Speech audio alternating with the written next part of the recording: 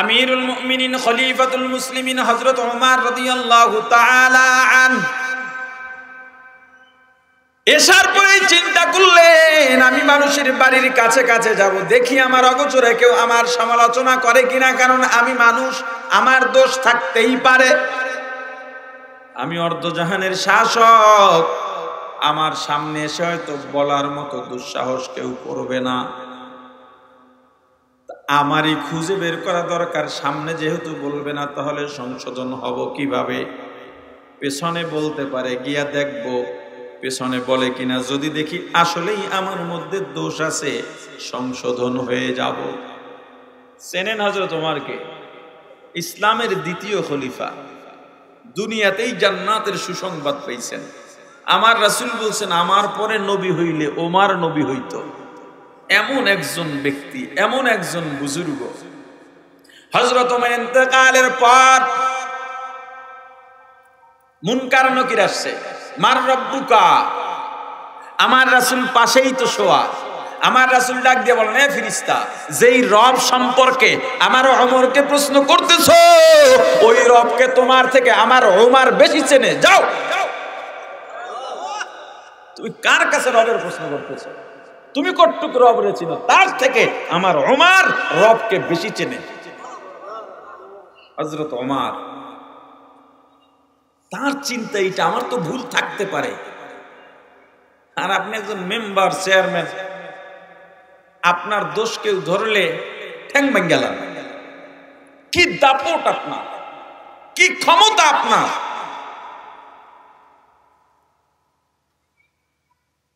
ক্ষমতা কখনো স্থায়ী নয়। প্রাণের ভাই আমার, হযরত ওমর বাড়ি বাড়ি যাইতেছেন, কান পাততেছেন, আরি পাতা যেইটারে কয়, কিন্তু আরি পাতা তো জায়েজ নাই। হযরত ওমর এত বড় বুজুর্গ হইয়া এটা কেমনে করলেন? আরি পাতা বুঝেন না? একটা ঘরে কি আলোচনা হইতেছে, গিয়া কান লাগায়, এটা জায়েজ নাই। কি নাই? অনেকের মোবাইলে অটো রেকর্ড আছে না, এটা জায়েজ নাই। আপনাকে এই ফতুয়া কেউ দেয় নাই, এটা আমি শিওর। একজনের সাথে কথা বলতেছেন, ফট করে রেকর্ড চাপ দিচ্ছেন, উনি জানে না, এটা জায়েজ নাই। বোঝেন আমার কথা? এটাকেও আরি পাতা বলে। কোন সরকারি এজেন্সি যদি অপরাধ দমনের স্বার্থে, তদন্তের স্বার্থে কারো রেকর্ড নেয়, এটা তাদের জন্য বৈধ আছে, যদি অসৎ উদ্দেশ্য না থাকে, কাউকে অপমান করার উদ্দেশ্য না থাকে। হযরত ওমর এত বড় মানুষ, কিভাবে আরি পাতলেন? আসলে বিষয়টা হলো, হযরত ওমর আরি পাততেছেন কারো বদনাম ছড়াবার জন্য নয়, নিজের দোষ কেউ বলে কিনা, এই দোষ তার ভিতরে আছে কিনা সেটা যাচাই করার জন্য। সুনাম বললে সেখানে তিনি দাঁড়াবেন না, চলে যাবেন। এই ঘরে ঘরে যাইতেছেন যাইতেছেন, না কেউ সমালোচনা করে না। দুই এক জায়গায় যাও, আলোচনা হয়, প্রশংসাই হয়। ফজরের আগে আগে রওনা দিছেন, শেষ তার অভিযান। এমন সময় একটা ছোট্ট ঝুপড়ি ঘরের মধ্যে মা আর মেয়ের আলাপের আওয়াজ পাইছেন। আলাপের মধ্যে ওমর শব্দ শোনা গেছে। নাম যেহেতু শুনছেন, হুজুর একটু দাঁড়াইলেন, কি আলোচনা করে দেখি। মা মেয়েকে ডাক দিয়া বলতেছে, মা একটা দুঃসংবাদ আছে। বলে কি? আমরা যেই বকরির দুধ দহন করে বিক্রি করে আমাদের সংসারের চাহিদা মিটাই, ওই বকরি আজকে দুধ কম দিছে। মা বলে, তাহলে তো সর্বনাশ, একজন কাস্টমার আমাদের হাত থেকে ছুটে যাবে, যেহেতু দুধ দিতে পারবো না।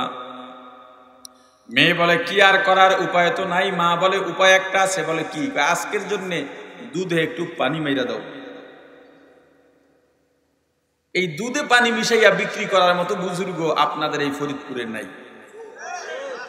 ওইটা বুজুর্গ না, বুজুর্গ কথা কয় না, হ্যাঁ? মেয়ের মা ডাক দিয়া বলে, দুধে আজকে একটু পানি দিয়া দাও। মেয়েটা বলে, না, হযরত ওমর তো পানি দিতে নিষেধ করেছেন। মা ডাক দিয়া বলে, ওমর বলছেন আমিও জানি, কিন্তু এখন তো ওমর নাই, শুনবেও না, দেখবেও না। ওমর আছে না নাই? সব তো শুনতেছে। মেয়েটা ডাক দিয়া বলে, মা গো, উমার যদিও নাও দেখে উমারের আল্লাহ তো দেখে। আল্লাহর উপস্থিতির ভয় হযরত উমার চলে গেলেন, ফজর পড়লেন, তেলাওয়াত করলেন, জিকির করলেন, ইশরাক করলেন। এরপরে খবর দিলেন অমুক ঝুপড়ির মধ্যে একটা মেয়ে আছে, ওই মেয়েটা আমার পছন্দ হয়েছে, আমার ছেলের বউ বানাইতে চাই। বুঝছে আলোচনায়, মেয়ের বাবা নাই, অর্ধ জাহানের শাসক, প্রস্তাব পাঠাইতেছে ঝুপড়িতে। মেয়েটা সুন্দরী না, কালো, বেটে না, লম্বা, তাও দেখেন নাই। পছন্দ করছেন কি লিগা? আল্লাহ ভীতির জন্যে। কিসির জন্যে? কথা বলে না। এ যুবক, তুমি কেমন মেয়ে বিয়ে করবা? দুনিয়ার বেশিরভাগ সংসারটা দুনিয়ার জাহান্নাম হয়ে রইছে শুধুমাত্র দিনদারি না থাকার কারণে। যেই সংসারে দিন আছে, কত শান্তি গিয়া দেখো, শান্তির কোনো শেষ নাই। স্বামী ধমক দিলে হাসি দিয়া বলে, ঠিক আছে আমার ভুল হয়েছে, শুধরায় নেব। আর তোমার বউরে ধমক দেওয়ার আগে কয়, এখনই চলে যাবো। গোলামের ঘরের গোলাম, কোন কি দেখে আমার বাপে তোর ঘরে পাঠাইছিল, কত পোলা আমার পিছে ঘুরছে।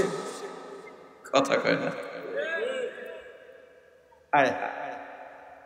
তুমি যখন বিয়ে করবা তোমার কি দেখা দরকার? কথা কয় না, কথা কয় না। দিনদারি কি? আগে দিনদারি দেখবা, এরপরে মেয়েটা যদি সুন্দরী হয় আলহামদুলিল্লাহ, মেয়েটা যদি ধনী পরিবারের হয় আলহামদুলিল্লাহ, মেয়েটা যদি ক্ষমতাওয়ালা হয় সুম্মা আলহামদুলিল্লাহ। তুমি জিততে গেলা, ধনী না, টাকাও নাই, ক্ষমতাও নাই, সুন্দরীও না, দিনদারি আছে, তুমি জিতে গেলা। সুন্দরী, দিনদারি নাই, সুন্দরী, ক্ষমতা আছে, টাকাও আছে, সুন্দরও আছে, দিন নাই, কিছুই নাই। দিন নাই, কিছুই নাই। হযরত ওমর বললেন, যাও ওই মেয়েকে আমার ছেলের বউ বানাও, প্রস্তাব নিয়ে যাও, দেখো রাজি হয় কিনা। চিন্তা করেন, অর্ধেক পৃথিবীর বাদশা কইতেছে রাজি হয় কিনা। তার এটা বলা লাগে? এটাকে বলে স্বাধীনতা, এইটাকে বলে ইসলাম।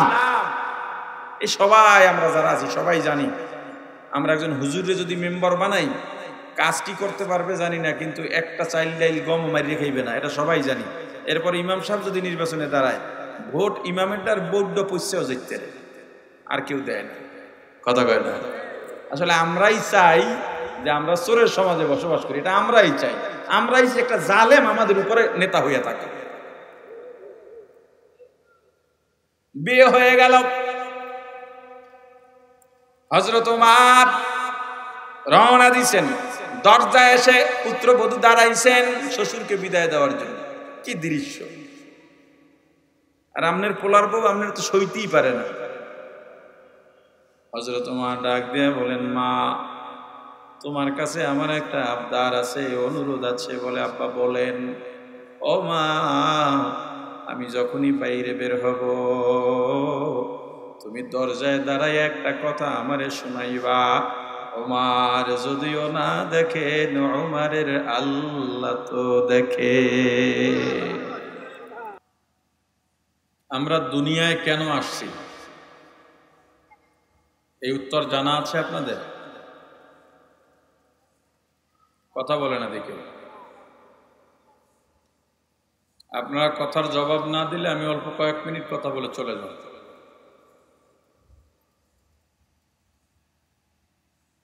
কথা বুঝবেন, বোঝার পরে উত্তর দিতে হবে। উত্তর দেওয়া আপনার দায়িত্ব। দুনিয়ায় কেন আসছি? আল্লাহ মূলত দুনিয়াতে আসছি জান্নাতে যাওয়ার জন্য। দুনিয়াতে কেন আসছি বলেন সবাই? নাকি জান্নাতে যাইতে চান না? আমরা ছিলাম কোথায় জানেন? বলে না। আবার যেতে চাই কোথায়? জান্নাত থেকে যদি জান্নাতেই থাকি, দুনিয়ায় আল্লাহ কেন পাঠাইল? জান্নাতে তো ছিলামই। আসলে দুনিয়ায় আল্লাহ পাঠাবেন আমাদেরকে। হযরত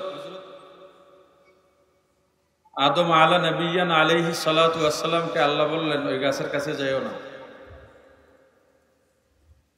ফল খাওয়া তো দূরের কথা, গাছের ধারে কাছেও যাইও না। মূল উদ্দেশ্য ছিল কি? গাছের কাছে যাওয়া নিষেধ না ফল খাওয়া নিষেধ? কথা বলেন রে ভাই। গাছের কাছে গেলে ফল খাইতে পারে এই সংখ্যা আছে, এজন্য কি বলছেন? গাছের ধারেই যাইও না। মুসলিম শরীফের 2য় খণ্ডে বড় একটা হাদিস আছে, আল হালালু বাইয়িন ওয়াল হারামু বাইয়িন ওয়া বাইনাহুমাল মুশতাবিহাত। লম্বা হাদিস। ওখানে আল্লাহ রাসূল বলছেন রাখালকে উদ্দেশ্য করে, তুমি যে ভেড়া, বকরি, উট, মহিষ, গরু বিলে, খেতে, চারণভূমিতে চড়াও, ফসলের ক্ষেতের বেড়ার কাছেও যেন না যায়। কেন? বেড়ার কাছে গেলে গরু প্রথম দিন শিং দিয়ে একটা গুঁতো দেবে, কারণ ফসলের প্রতি গরুর লোভ আছে। দ্বিতীয় দিন আর একটা দেবে, দ্বিতীয় দিন একসময় বেড়া ভাঙবে, ফসল নষ্ট করবে। হযরত আদম আলাইহিস সালাতু ওয়াস সালাম যে কোনো কারণে গাছের কাছে গেলেন, ফলও খাইলেন। ফল খাওয়ার পরে ইস্তেনজার ব্যাগ হয়েছে। ইস্তেনজা বুঝেন? আপনাদের কথা বলতে হবে রে বাবা। এখন জান্নাত তো পবিত্র জায়গা, ঘরের বেডরুমে, ঘুমানোর রুমে কি ইস্তেনজা করা যায়? প্রসাব পায়খানা করা যায়? তো জান্নাতেও যায় না। আল্লাহ বললেন আমি আদম এবং হাওয়াকে বললাম ইহবিতু জামিআ, তোমরা সবাই এই জান্নাত থেকে বের হয়ে যাও, কারণ এই জায়গায় প্রসাব পায়খানা করা যাবে না। একটা জিনিস আপনাদেরকে বুঝাই, আমি খুব সংক্ষেপে আলোচনা করব। যে আয়াতে কারিমা তেলাওয়াত করেছি, এই আয়াতে কারিমার আলোকে মুনাজাত সহ 10টায় শেষ করব, আমি 10টার পরে বয়ান করি না। আপনাদের মাহফিলে আসছি, পরিবেশ কেমন, দূর কত দূর, আয়োজন কেমন, মানুষজন কেমন হবে এই চিন্তা করে আসিনি। আপনাদের মাহফিলের মাদ্রাসার মুহতামিম আমাদের জামাই,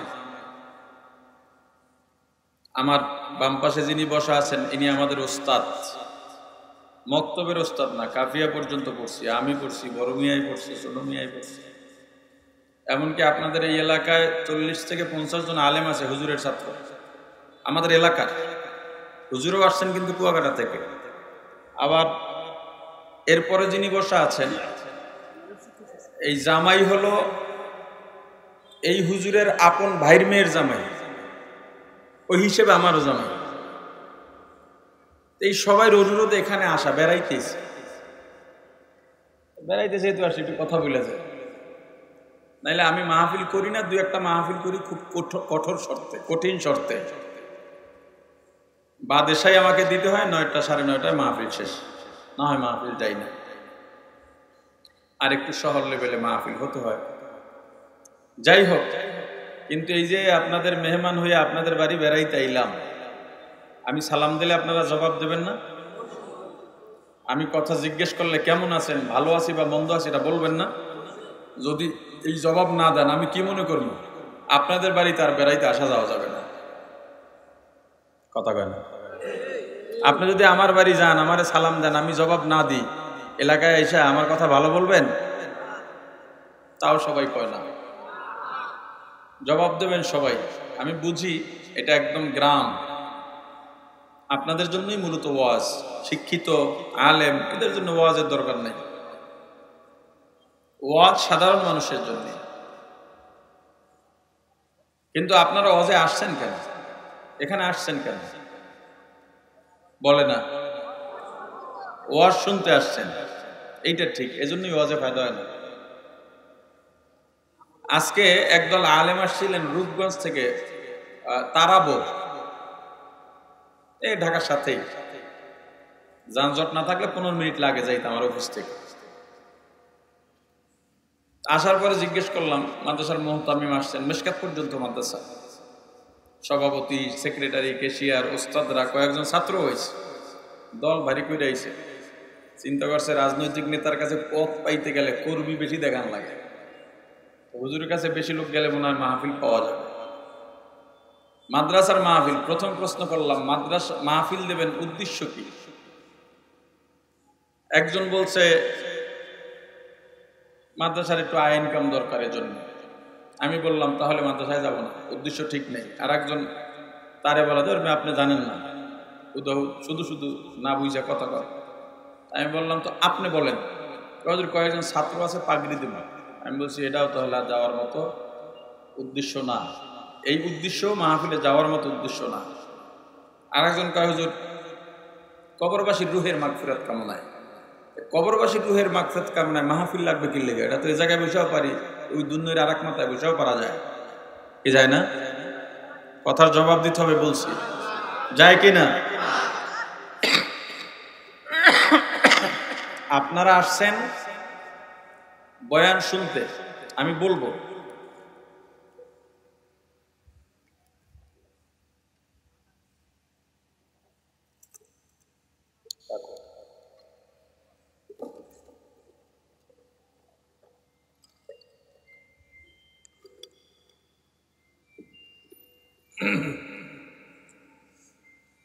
আমি আসছি বেড়াইতে, আইলেও জোর করে কিন্তু আই নেই, আপনারা আনছেন, ঠিক না? আপনাদের হুজুর কুয়াকাটা পর্যন্ত গেছে, আমার ওস্তাদরে নিয়ে গেছে, তার শ্বশুরদের নিয়ে গেছে, তার আপন শ্বশুরও গেছে, চাচা শ্বশুরও গেছে, আরো লোকজন গেছে। তাহলে বোঝা গেল আমার কাছে না গেলে তো আমি আসতাম না। তার মানে আপনারা আনছেন, জোর করে আসি নাই, এটা তো ঠিক। আপনারা যে আসছেন, আপনাদের কি কি জোর করে আনা হয়েছে? লাঠি লিয়ে বাজার বাজার ঘরে হয়েছে, মাহফিলে না গেলে লাঠি দিয়ে পিটানি দেওয়া হবে? আপনারাও স্বেচ্ছায় আসছেন, ঠিক? আমাকে কেন আনলেন? আমাকে 2টা পদ দিয়ে এখানে বসাইছেন, আপনিও 2টা পদ নিয়ে এখানে বসে গেছেন। আমার 2টা পদের, একটা পদের নাম হলো শিক্ষক, আর একটা পদের নাম হলো চিকিৎসক। আপনার 2টা পদের একটা পদ হলো ছাত্র, আর একটা পদের নাম হলো রোগী। বয়সে, এলেমে, তাকওয়া পরহেজগারিতে, আমলে, জ্ঞানে, সব দিক থেকে আপনি আমার চেয়ে উঁচা মর্যাদার হতে পারেন নিঃসন্দেহে। কিন্তু এই মুহূর্তে আমি যেহেতু এখানে, আমি আপনার শিক্ষক, আমি আপনার চিকিৎসক, আপনি যেহেতু ওখানে, আপনি আমার ছাত্র, আপনি আমার রোগী। এই মুহূর্তে শিক্ষক হইয়া আমি যা বলবো, ছাত্র হইয়া আপনাকে তা মানতে হবে। চিকিৎসক হইয়া যেই ঔষধ দিব, রোগী হইয়া সেই ঔষধ আপনাকে সেবন করতে হবে। আবার এখান থেকে যখন বয়ান শেষ সবাই ভাই ভাই হয়ে যাবে, কিন্তু এই মুহূর্তটার একটা আলাদা সম্পর্ক তৈরি হয়ে গেছে এখানে, কথা বলে না? আচ্ছা, রুহের মাগফিরাতের জন্য কি মাহফিলের প্রয়োজন আছে কোনো? রুহের মাগফিরাতের জন্য যে কোনো জায়গায় দোয়া করা যায়, এখন আর কথা বলে না। তো তাদেরকে বললাম ঠিক আছে, আপনার আয়োজন করেন, ছাত্রদের পাগড়ি দেবেন, অভিভাবক ডাকেন, ছাত্র, শিক্ষক, এলাকাবাসী ডাইকে মাদ্রাসার মধ্যে পাগড়ি দিয়ে দেন, তাদেরকে ডাপ পয়েন্ট করাই দিয়ে রুহের মাগফিরাত, ওটাও নিজেরা বসে দোয়া দুরুদ করে কবরবাসীদের উপরে বক্সাইয়া দেন। আর মাদ্রাসার কালেকশনের জন্য মাহফিলকে ব্যবহার কেন করতে হবে? আপনার এলাকার দান করার মতো সামর্থ্যবান যারা আছে তাদেরকে একদিন দুপুরে খাবারের দাওয়াত দেন, ভালোভাবে দেন, সম্মানের সাথে দাওয়াত দিয়া একটু খাওয়া দাওয়া করান। আর ওই সময় হাজত বলেন আমার মাদ্রাসায় এইটা দরকার, টাকা চাইয়েন না, বললেন না আপনারা আমাদেরকে দেন, শুধু এইটা বললেন আমাদের এটা দরকার, আপনারা খেয়াল রাখেন, দোয়া করেন, সবাই দেখবেন দিয়া যাবে। মাহফিলকে লিল্লাহে তাআলা করেন, যেখানে দাওয়াত শব্দ আছে, আর যে আলোচনা করবেন সে যদি নিজেকে দায়ী মনে করে, সেখানে অন্য কোনো উদ্দেশ্য থাকবে না, একমাত্র রেজায়ে মাওলা থাকবে, অন্য কোনো স্বার্থ এখানে থাকতে পারে না। কথা বুঝছেন? এখন আপনারা আসছেন ওয়াজ শুনতে, আসলে ওয়াজও শুনতে আসেন না, আপনারা আসছেন সুর শুনতে। কি শুনতে আসছেন? সুর যদি শুনতে আসেন, এই ওয়াজে কি ফায়দা হবে বলে মনে হয়? সুরের জন্য তো কত শিল্পী আছে, আপনাদের আশপাশের দরবারগুলোতেও তো সারাদিন সুরই বাজে, বরং সাথে ঢোলও বাজায়, মজাটা আরো বাড়ে। কথা বলে না? সুর সেখানে শোনেন, যেখানে দ্বীনি দাওয়াতের মাধ্যমের কথা বলেন, সেখানে সুরকে মুখ্য কেন বানাবেন? সুর অপরাধ বলতেছি না, সুরকেই উদ্দেশ্য বানানোটা অপরাধ বলতেছি। আপনি ঘর বানাইলে জানালা দেওয়ার নিয়ত করা লাগে, দরজার নিয়ত করা লাগে না? ঘর বানাইলে দরজা দেওয়াই লাগে, নিয়ত লাগে? কথা বলে না? কিন্তু দরজাটা যখন দেবেন তখন এই চিন্তা করা লাগে আমি কোন দিক দিয়ে দরজাটা দেবো আর কোন দিক দিয়ে জানালাটা বসাবো। তা আপনি যদি জানালার কথা চিন্তা করেন, এদিক থেকে আলো বাতাস আসবে, এই আলোতে আমি তেলাওয়াত করব, জানালার থেকে বাইরের দৃশ্যটা আল্লাহর কুদরত দেখা যাবে, তখন আপনার আলো বাতাসের চিন্তাও করা লাগে না, এমনিই আলো বাতাস আসবে। আর শুধু নিয়তের পরিবর্তনের কারণে আপনার জানালাটাও তখন ইবাদত হয়ে যাবে, দরজা বানানোটাও ইবাদত হয়ে যাবে। ঘর বানাইছেন আমার বিবি পর্দায় থাকবে, পর্দায় থেকে সন্তানকে দুধ পান করাবে, এখানে তারা নামাজ পড়বে, আমার ছেলে মেয়েরা দিন শিখবে, ঘরে এসে একটা জায়গায় থাকবে, নিয়তের কারণে ওই ঘরটাও তখন দিন হয়ে যাবে। কথা বুঝেন নাই? মাহফিল যখন আপনি দ্বীনি উদ্দেশ্যে করবেন, দ্বীনি উদ্দেশ্যে মাহফিলের আয়োজন করলে ওই মাহফিলে এমনি ছাত্রকে পাগড়ি দিতে পারবেন, সমস্যা নেই। ওই মাহফিলে এমনি রুহের মাগফিরাত হবে। কথা বলে না? আপনি চাইলে সেখানে মাদ্রাসার জন্য কিছু চাইতেও পারবেন, কিন্তু আপনি তো উদ্দেশ্যে গরমিল বানায় ফেলাইছেন। আপনি যদি মাহফিলে এই নিয়ত করে আসতেন আমি তো দিন শিখতে পারি নাই, আমার কিছু শেখা দরকার। ওলামায়ে কেরাম আসেন, বছরে একবার এক দুইটা মাহফিলের আয়োজন হয়, তারা বয়ান করবেন, এখান থেকে আমি যা জানি না তা জেনে আমল করব, এই নিয়ত করে যদি আসতেন, নিয়ত করার সাথে সাথে আপনি দিন শেখার ছাত্র হয়ে যাইতেন। আর যে দিন শেখার ছাত্র হয়, আল্লাহ রাসূল বলছেন তার পায়ের নিচে আল্লাহর রহমতের ফিরিস্তারা, নূরের ফিরিস্তারা তাদের পাখা বিছায় দেয়। এই নিয়ত অবস্থায় মারা গেলে আল্লাহর রাসূল বলছেন শহীদি মর্যাদা পাইয়া মরে, এবং আসমানের নিচে জমিনের উপরে এই ব্যক্তির থেকে ভালো ব্যক্তি আর কেউ হয় না। আলোচনায় বসার পরে قال النبي صلى الله عليه وسلم مجلس فقه خير من عبادة 60 سنة أو كما قال النبي عليه الصلاة والسلام। আল্লাহ রাসূল বলেন যেই মজলিসে দ্বীন শেখার জন্য তুমি যাও আর দ্বীন শেখার আলোচনা হয়, ওই মজলিস 60, 70, 80 বছর নফল ইবাদতের থেকে উত্তম। এই নিয়ত করে এলে আপনি হয়তো সুরও পাইতেন, ওয়াজও পাইতেন, সব পাইতেন, কিন্তু নিয়তটা যখন আপনি সুরে করছেন, অমুক হুজুর আসবে, সুর কেমন, এখন তো মোবাইল হাতে ইউটিউবে খোঁচা দেয়। আমি ইউটিউবে বলি বক্তাদের গরুর বাজার, ওখানে গিয়া পাবলিক সুর খোঁজে, এই বক্তা আলেম না জালেম, জানে কি জানে না, কথা বলার মাদ্দা কতটুকু, এই কথায় সাধারণ মানুষের উপকার হবে কিনা, এই চিন্তা কিন্তু পাবলিক করে না। এই চিন্তার মাপকাঠি বা ভালো মন্দের মাপকাঠিও পাবলিকের কাছে নাই। সুর দেখেই কয় এই হুজুরের সুর খুব ভালো, ওই হুজুরে মাঝে মাঝে হাসায় ও কৌতুক গায়। এখন তো বয়ানে কৌতুক বলা এটা আর একটা যোগ্যতা হিসেবে মানুষের কাছে দাঁড়ায় গেছে। অথচ বিনা কারণে হাসানো, হাসানের উদ্দেশ্যে কোনো কিছু বলা, এটা আল্লাহর কাছে অনেক বড় অপছন্দের কাজ। কেউ কেউ কবিরা গুনাহ বলেছেন, কিন্তু এটা চলতেছে।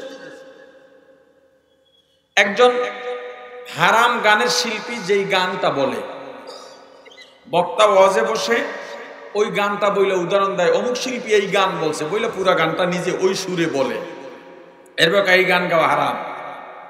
কি বুঝলেন? গানটা থেকে এই হেলাইলে কথা কয় না।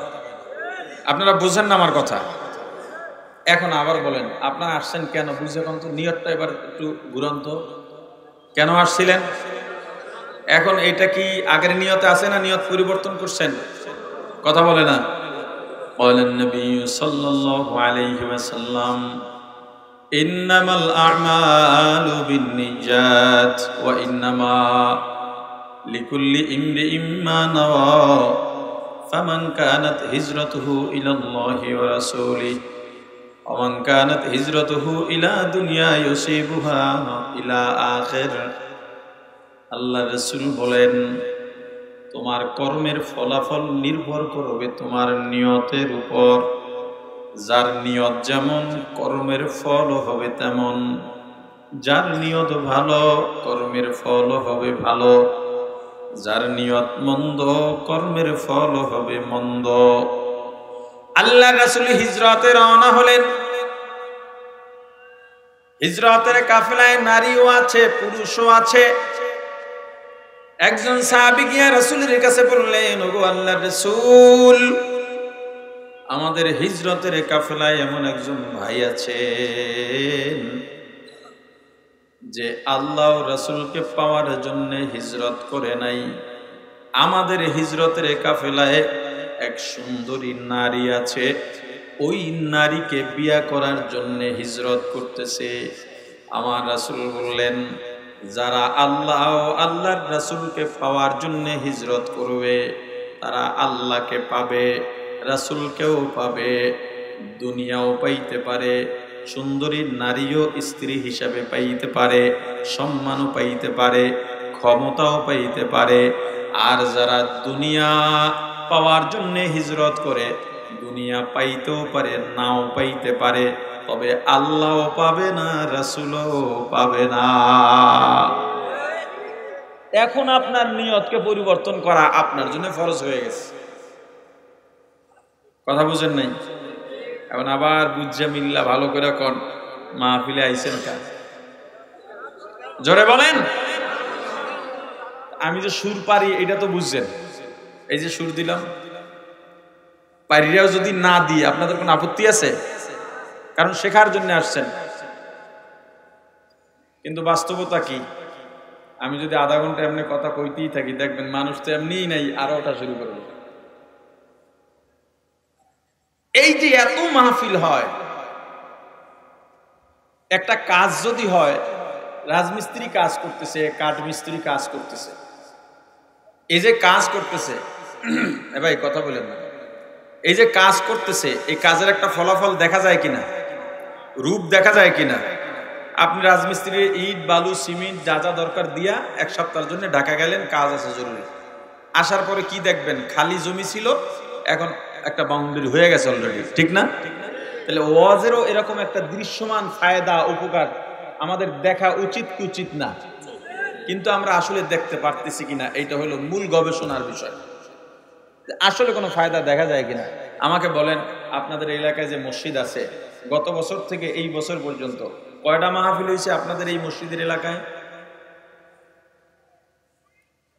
অনুমান বলেন। আর এই বছর কি? গত বছর এই দিন থেকে ধরেন তৈলিত হয়ে যায়। এক বছরে কয়টা মাহফিল হয় আপনার এলাকায়? হ্যাঁ, একটাই হয়। এলাকা আর কোনো মাহফিল হয় না। আর ওইটাই তো বলতেছি আমি, এলাকা বলতে কি এই শুধু এই জায়গাটা বলছি নাকি? তিনটা, আচ্ছা ধরেন তিনটা মাহফিল হয়। এবার আমাকে বলেন, এই মাহফিল কি শুধু এই এক বছরই হয়েছে না আগের থেকেই হয়? বিভিন্ন আলেম আসে কি আসেন না? এবার বলেন, আপনাদের মসজিদে ফজরের সময় নতুন মুসল্লি বাড়ছে কয়জন? দুই একজন যদিও বাড়ে, ওইটা হয়তো কোনো হক্কানি পীরের দরবারে গেছিল, নাহলে তবলিগে গেছিল। এই ওয়াজ দিয়া না, তাহলে মাহফিল দিয়া ফায়দা কি? একটা মাহফিলের পরে 5 জন বেপর্দা নারী যদি পর্দার নিয়ত না করে, 2-4 জন মানুষ সুন্নতের নিয়ত না করে, হারামখোর যদি হালালের নিয়ত না করে, বেনামাজি যদি নামাজের নিয়ত না করে, ওই মাহফিল দিয়া লাভ কি? আমি আসছি আপনাকে জাগ্রত করবার জন্য, আপনার চেতনাকে জাগ্রত করবার জন্য, আপনার মরা কলবের দরজায় ধাক্কা দেওয়ার জন্য। আপনার মুসলমান বানাই তো আসি নাই, জান্নাতে পাঠিয়ে দেওয়ার জন্য আসি নাই, ওই ক্ষমতাও আমার নাই। এজন্য বলছি কথাগুলো ভালো করে শুনবেন। আমি এমনিতে অসুস্থ, মানে অসুস্থ ছিলাম, কেবল উঠছি, কাশি আছে এখন। শেখার জন্যই বসেন, আলোচনা অল্প হোক আর বেশি হোক এতে কিছুই যায় আসে না। অনেক জায়গায় আছে বয়ান করলে হুজুর একটু বয়ান করলো কেন, তুমি 2 ঘন্টা করলে কি বাইজিদ বুস্তামি হয়ে যাইতে নাকি? কিছু বাস্তব বিষয় আছে যেগুলো আমরা উপলব্ধি করি না। হযরত আদমকে আল্লাহ বললেন ইহবিতু জামিয়া, তোমরা সবাই বের হয়ে যাও, জান্নাত থেকে বের হয়ে যাও। কেন? ফল খাইতে নিষেধ করছিলাম, ওই ফল খাইছো। এখন জেনারেল লাইনে 1 বছরের পর কত বছর হয় জোরে বলেন? কিন্তু আরবি লাইনে 1 বছরের পর দ্বিবচন, 1 বছরের পরে 2 বছর, এরপরে বহু বছর। বলেন আরবি লাইনে, আরবি গ্রামারে 1 বছরের পর দ্বিবচন, এরপরে, আর জেনারেল লাইনের গ্রামারে অভিধানে 1 বছরের পরেই বহু বছর। আরবি লাইনে যেহেতু দ্বিবচন আছে, বহু বচন আছে। জান্নাত থেকে আল্লাহ বাইর করলেন কয়জন? জোরে কে কে? কে কে? আদম হাওয়া। তাহলে কয় বচন হওয়া দরকার? জোরে বলেন। 2 বচন হইলে আরবির ব্যাকরণ অনুযায়ী বলা দরকার ছিল ইহবিত, তোমরা 2 জন বের হয়ে যাও। কিন্তু আল্লাহ বললেন ইহবিতু, এরপরে আবার বলছেন জামিয়া, তোমরা সবাই বের হয়ে যাও। বাইরেছে কয়জন? আরবি লাইনে 2 জন হইলে সবাই বলা যায় না 2 জন বলা যায়? আল্লাহ সবাই বললেন কেন? এই শব্দেরই যে আল্লাহ দুনিয়াতে পাঠাইবেন এই আমরা, এই জন্য আল্লাহ বলে দিয়েছেন যত রূহ আছে সব জান্নাত থেকে আউট, দুনিয়াতে যাও, এরপরে নিজের কর্ম দিয়া আবার জান্নাতে আসো। জান্নাতে যামু কেমনে? এই জান্নাত দরকার আছে না নাই? আল্লাহ বলছেন ওয়ামা খালাকতুল জিন্না ওয়াল ইনসা ইল্লা লিয়াবুদুন, মা খালাকতুল জিন্না ওয়াল ইনসি বিখাজুজ ইবাদাতিন ইস্তেমাকসুদ আযহা। জান্নাতে যে আসবা কেমনে? দুনিয়াতে পাঠাইছি জান্নাতে আসার জন্যে, দুনিয়াতে গিয়া আমি আল্লাহর গোলামি করবা, আর কারো না। কার গোলামি? আরো জোরে বলেন। আর এক জায়গায় আল্লাহ বলেন আল্লাযী খালাকাল মাউতা ওয়াল হায়াতা লিয়াবলুয়াকুম আইয়ুকুম আহসানু আমালা। দুনিয়াতে আমি আল্লাহ তোমাদেরকে পাঠাইলাম পরীক্ষা করার জন্যে, আর কে কত দূর ভালো আমল করতে পারো, জান্নাতের স্পৃহা, জান্নাতে যাওয়ার আশায় কে কত বেশি আমল করতে পারো সেটা দেখার জন্যে।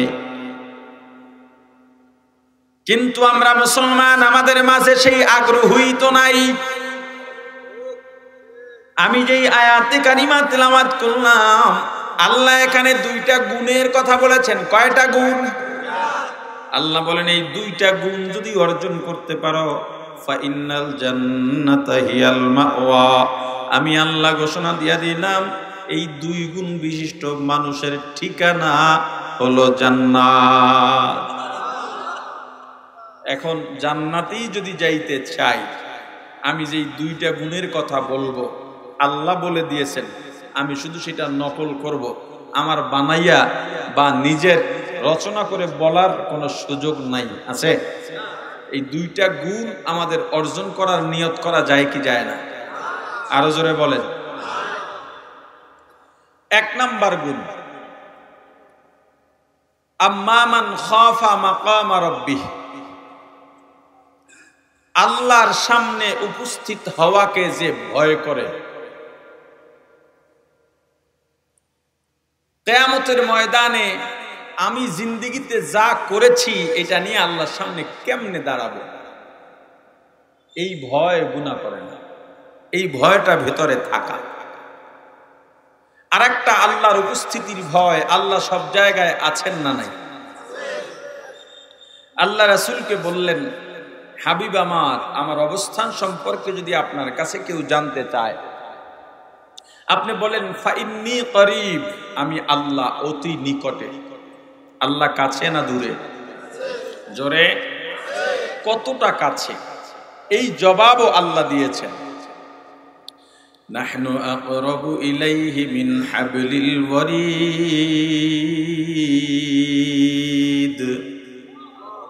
তোমার ঘাড়ের শাহরগ যেখানে, তার থেকেও আমি আল্লাহ তোমার নিকটে।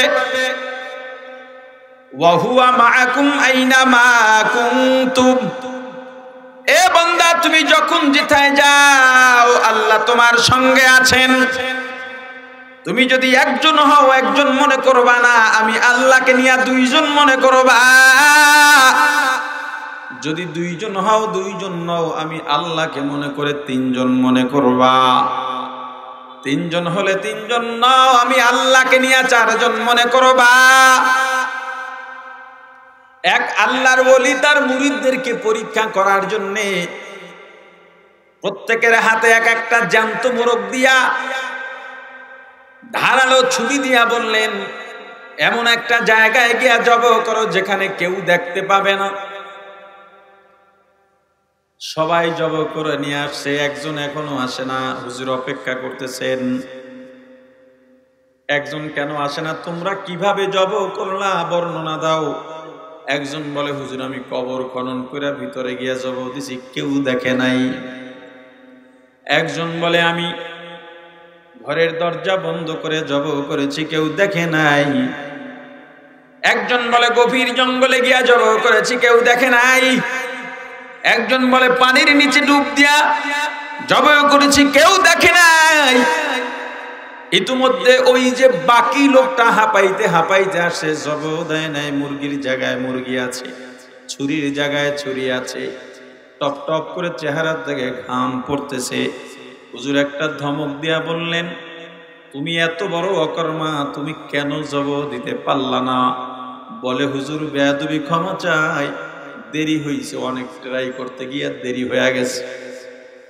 আমিও দরজা বন্ধ করেছিলাম, আমিও জঙ্গলে গিয়েছিলাম, আমিও কবর খনন করেছিলাম, কিন্তু আমি যেখানে যাই দেখি আমার দিকে একজন তাকায় আছেন।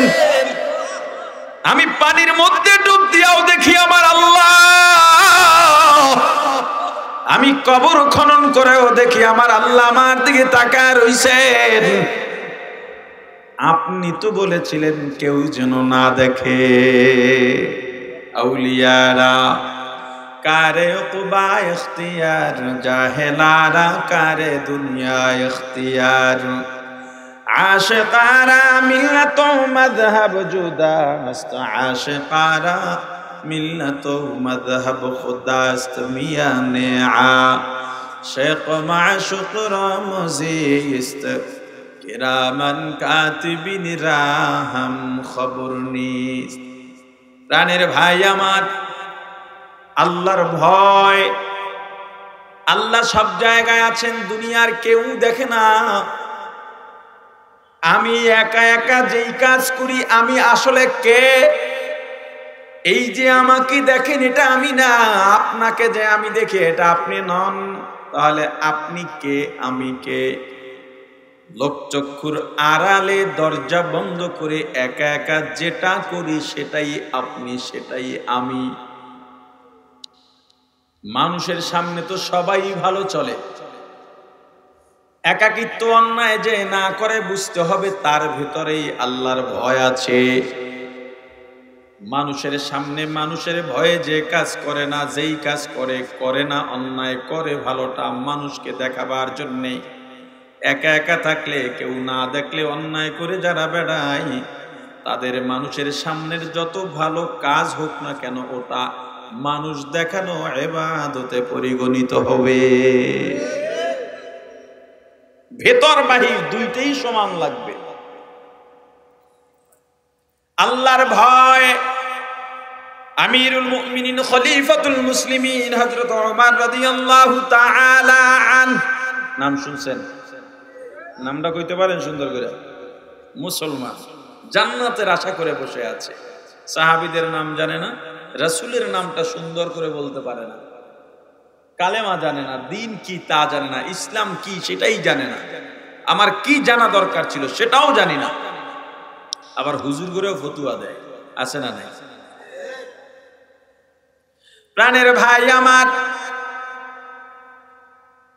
হযরত ওমর রাদিয়াল্লাহু তাআলা আনহু অর্ধ জাহানের শাসক ছিলেন, অর্ধ পৃথিবীর বাদশা, অর্ধ পৃথিবীর বাদশা। অর্ধেক পৃথিবী কতটুকু হইবে? আপনাদের ফরিদপুরের চাইতে ছোট হইব না? কথা কয় না? হ্যাঁ, অর্ধেক পৃথিবী, এই দুনিয়ার অর্ধেকের শাসন করছেন হযরত ওমর। হযরত ওমর একদিন রাতে বের হলেন এই চিন্তা করে, মানুষের ঘরের কাছে কাছে যাব, দেখি আমাকে নিয়ে কেউ আলোচনা করে কিনা, আমার ভুল থাকতেই পারে যেহেতু আমি মানুষ।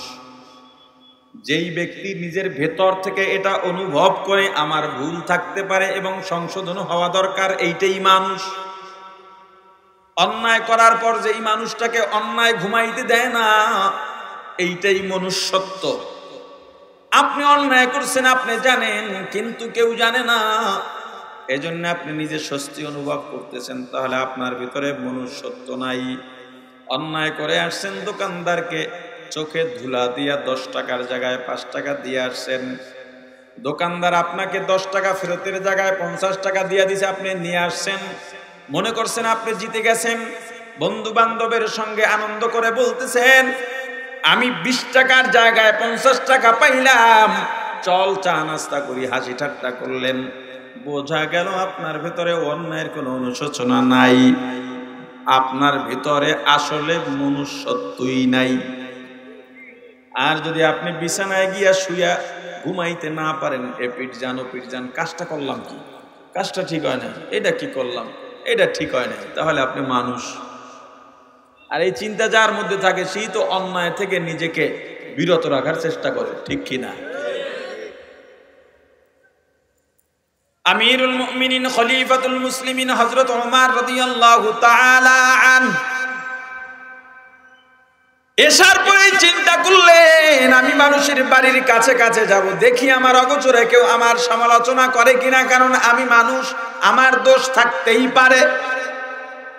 আমি অর্ধজাহানের শাসক, আমার সামনে এসে হয়তো বলার মতো দুঃসাহস কেউ করবে না, আমারই খুঁজে বের করা দরকার। সামনে যেহেতু বলবে না, তাহলে সংশোধন হব কিভাবে? পেছনে বলতে পারে, গিয়া দেখব পেছনে বলে কিনা, যদি দেখি আসলেই আমার মধ্যে দোষ আছে, সংশোধন হয়ে যাব। চেনেন হযরত ওমরকে? ইসলামের দ্বিতীয় খলিফা, দুনিয়াতেই জান্নাতের সুসংবাদ পেয়েছেন। আমার রাসূল বলছেন, আমার পরে নবী হইলে ওমর নবী হইত। এমন একজন ব্যক্তি, এমন একজন বুজুর্গ। হযরত ওমর ইন্তেকালের পর মুনকার নকির আসছে, মার রব্বুকা, আমার রাসূল পাশেই তো শোয়া।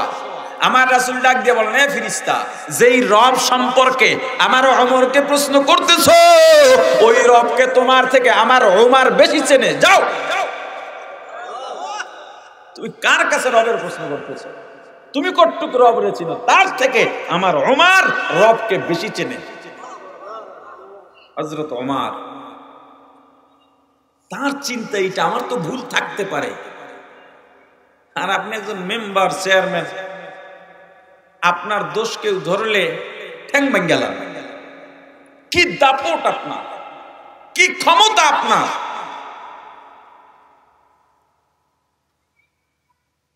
ক্ষমতা কখনো স্থায়ী নয়, কথা কয় না? একদল গেছে, আর এক দল নাচার কোনো কারণ নাই, শিক্ষা গ্রহণ করো। শিক্ষা গ্রহণ করো। সমস্যা কি? সমস্যা হইল একটু ক্ষমতা পাইলে মনে করে এই বুঝি আমি পাইছি আর যাইবে না। এই বাংলাদেশের কেউ যা ভাবে না তা কয়েকদিনে হয়ে গেছে। হ্যাঁ, সাবধান, খুব সাবধান। নিজেকে সংশোধন করো,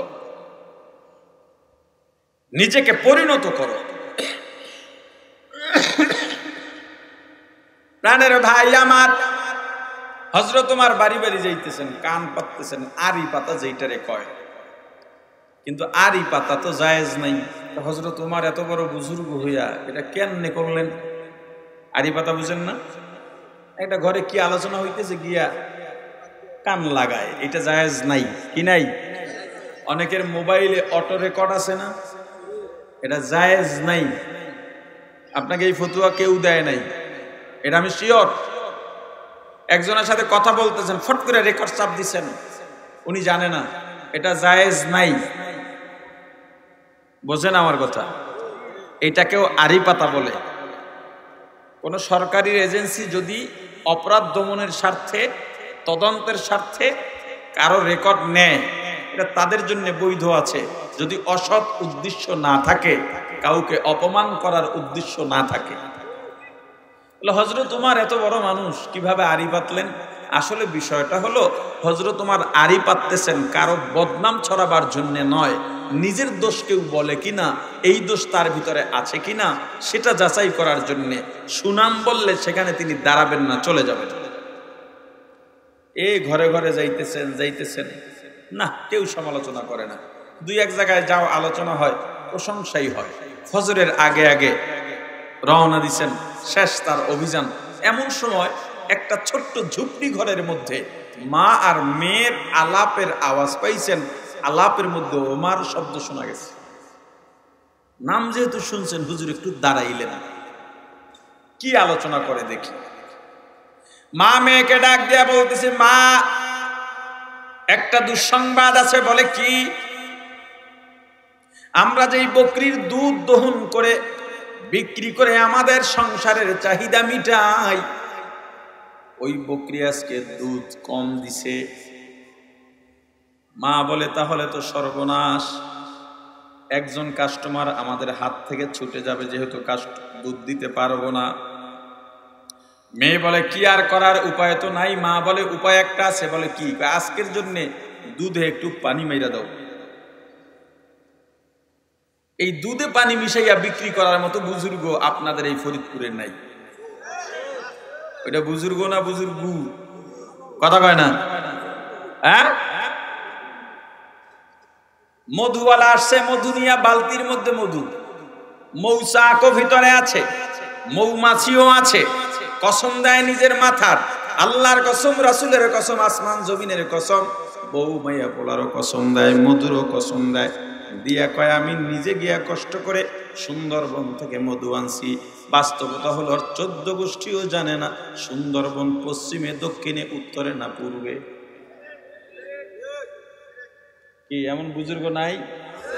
হ্যাঁ, হায় হায়। গেঞ্জির দোকানে গেছেন গেঞ্জি কেনার জন্য, একটু ছোট হইলে দোকানদার বলে ধুইলে ছাড়বে। একই দোকানে আর একজন গেছে, বড় হইলে কয় ধুইলে কাঁচবে। কথা কয় না, আছে না নাই? এটা কেন করেন আপনারা? মানুষকে কেন ঠকান?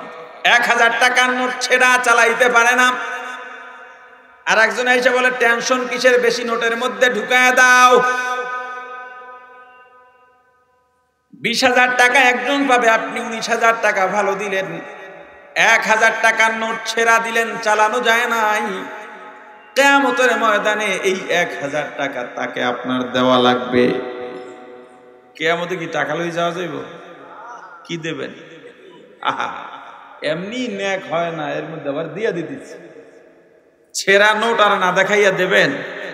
কথা বলে না। আর এটি নিয়ত করে যান। এই কিছু খুচরা কথা কই আমি, আর কি, আমি তার বড় আলেম না, এলমি গভীর আলোচনাও পারি না, কিছু খুচরা কথা বলি। ছোট ছোট কাজ যা নিয়মিত করি, কিন্তু জানি না এগুলো বড় গুনাহ। আর একটা কথা বলি দোকানদার ভাইদের উদ্দেশ্যে, আপনারা যারা ক্রেতা বলেন, একটা দোকানে গিয়া বাজার করছেন, বিল হইছে 48 টাকা বা 98 টাকা, 100 টাকার নোট দিচ্ছেন, কয় টাকা পাবেন? জোরে বলেন। দোকানদার দেয় কি? কথা কয় না। দেখছেন, আমি জানি না এই বয়ান আপনাদেরকে কেউ শুনাইছে কিনা। আমার সাথে তো আপনার বেচা কিনা শেষ হই, বেচা কিনা শেষ, ইজাব কবুল শেষ, আগদ শেষ, এখন পাবো টাকা। আপনি আবার একটা চকলেট দিয়ে দিলেন। চকলেট তো আমি চাই নাই। টাকা আর পণ্য আসমান জমিন ব্যবধান।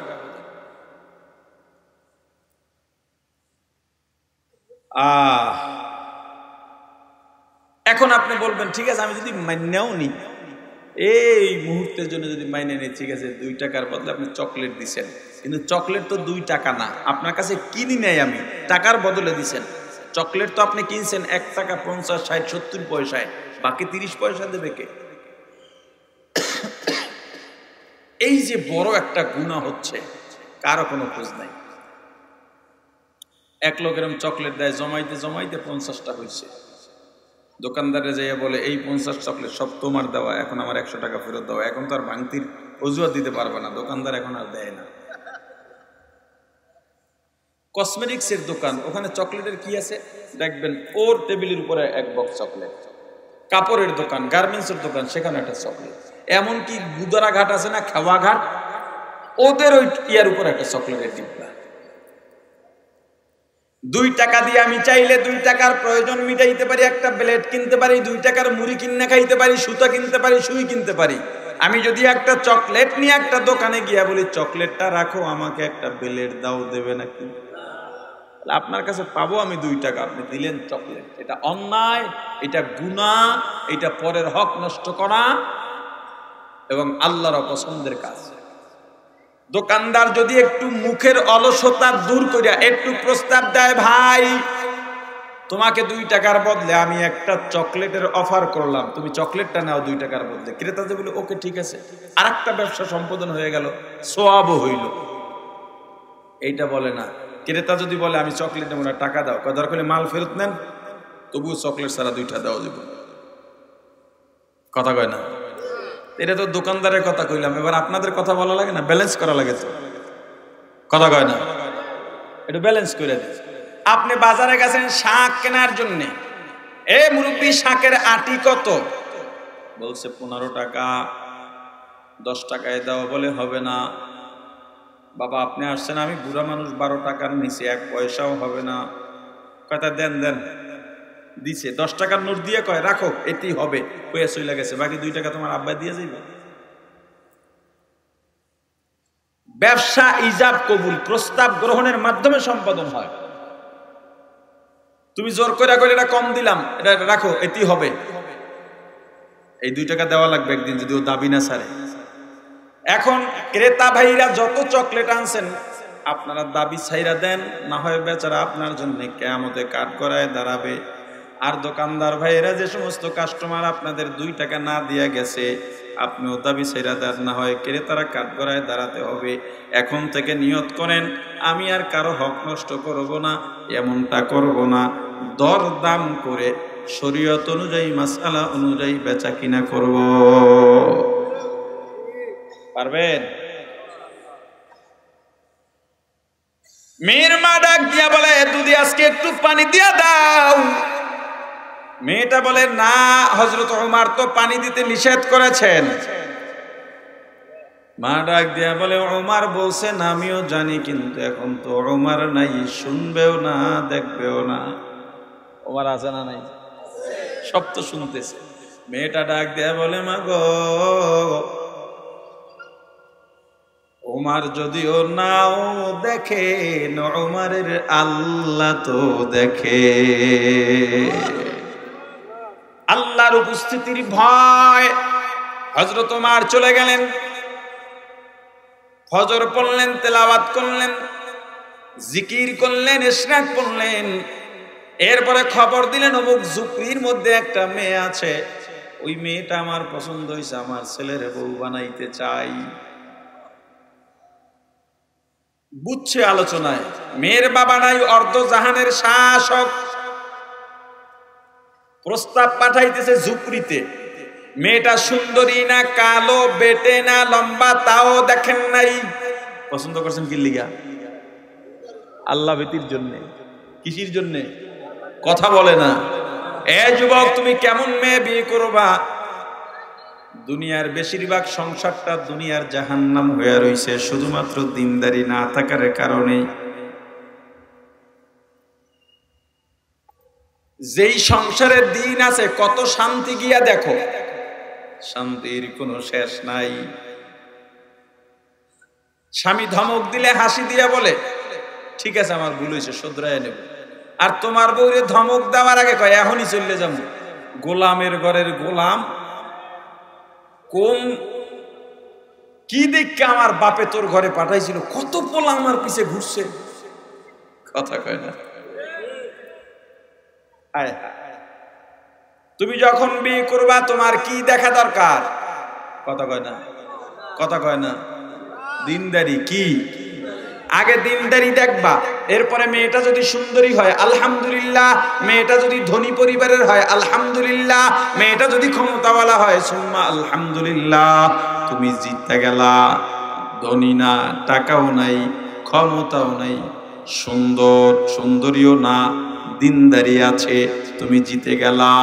সুন্দরী, দিনদারি নাই, সুন্দরী, ক্ষমতা আছে, টাকাও আছে, সুন্দরও আছে, দিন নাই, কিছুই নাই।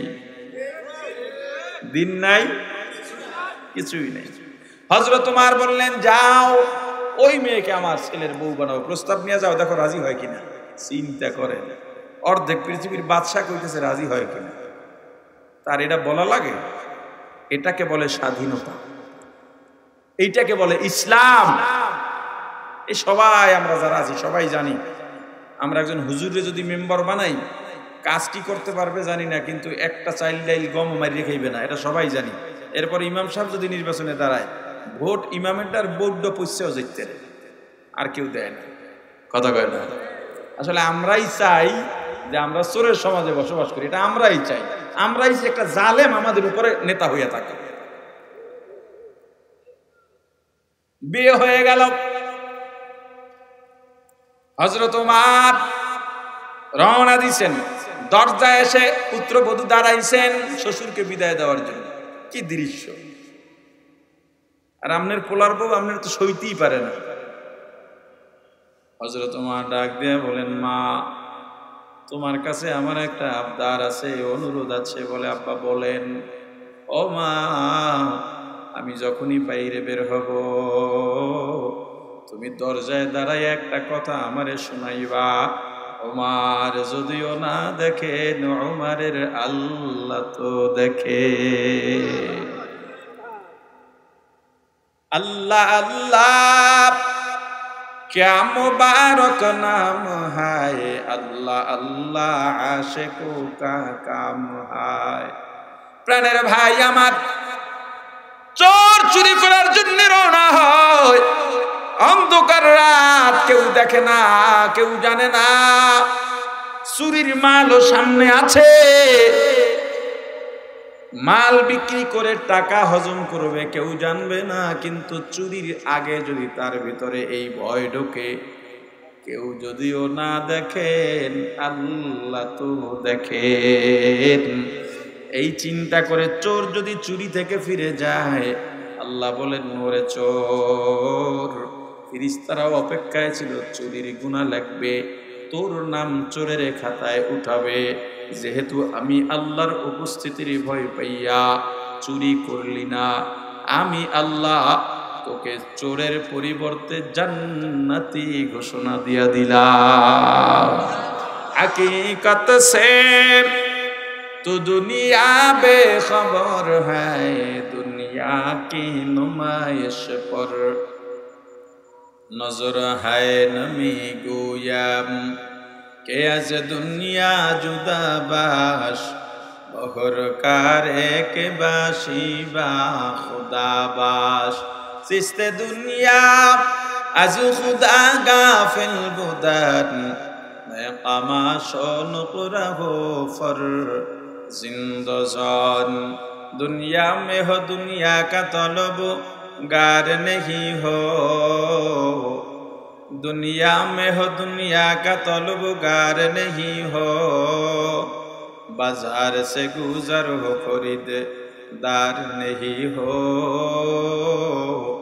बाजार से गुजर हो खरीददार नहीं हो जागा जी लगाने के दुनिया नहीं है जागा जी लगाने के दुनिया नहीं है ये इबरत की जाहे तमाशा नहीं है ये इबरत की जाहे तमाशा नहीं है আল্লাহর উপস্থিতির ভয় পাইয়া গুনাহ ছেড়ে দেওয়া একে বলে মুত্তাকি আল্লাহ বলেন মুত্তাকির জন্য জান্নাত হলো ঠিকানা 2 নাম্বার নাহান নাফসা আনিল হাওয়া মনের খাহেসাতের বিরুদ্ধে কাজ করা মনের বিরুদ্ধে কাজ করা নয় মনের খাহেসাতের বিরুদ্ধে কাজ করা খাহেস গুনার ক্ষেত্রে খাহেস ব্যবহার হয় মনের বিরুদ্ধে যদি বলি মন তো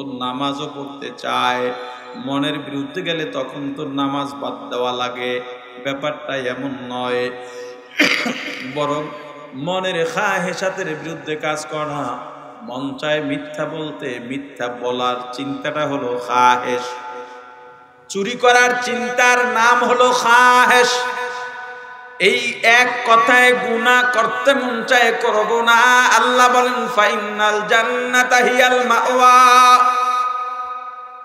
যারা গুনাহ করতে মন চায় এরপরও গুনাহ করে না এদেরকে বলে পরহেজগার আল্লাহ বলেন 2 নাম্বার গুণ যদি পরহেজগার হতে পারো আমি আল্লাহ জান্নাত ঠিকানা বানায় দেব এই 2টা গুণ 1 নম্বরে মুত্তাকি হওয়া লাগবে 2 নম্বরে পরহেজগার হওয়া লাগবে আল্লাহ বলেন যে এই জান্নাত থেকে পাঠাইলাম এই দুনিয়ায় মুত্তাকি পরহেজগার হইয়া যদি কবরের পথে রওনা দিতে পারো জান্নাত থেকে গেছো আবার জান্নাতেই যাইবা